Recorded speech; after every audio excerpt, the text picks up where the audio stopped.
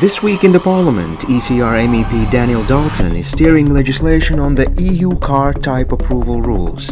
Basically, it's the process by which cars are tested and approved to drive on our streets. Here's what MEP has to say.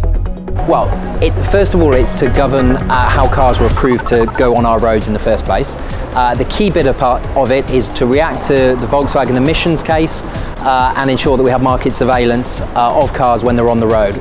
So it's about testing their emission levels, but it's also about ensuring they are as safe as possible for both drivers and pedestrians.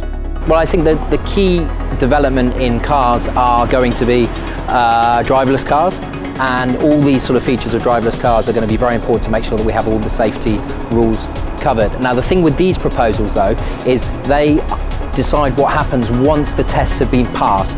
About 75% of those rules come from the UN, and about 25% are EU rules. Once they've passed all those rules in the tests, then the type approval process kicks in, and the national authorities then have to go through the process of approving them to go on the roads. My problem is that the Commission have decided that they will themselves do the market surveillance. Now, I think this is a problem because they're much further away from actually the problems on the ground. They can't really identify the risks on the ground, as well as the national authorities, who we trust to do the type approvals in the first place. So we should trust those national authorities, give them a whole list of things that they have to do, and have the Commission check that they do them and then take action against them if they don't do them. So now this should be a bit clearer.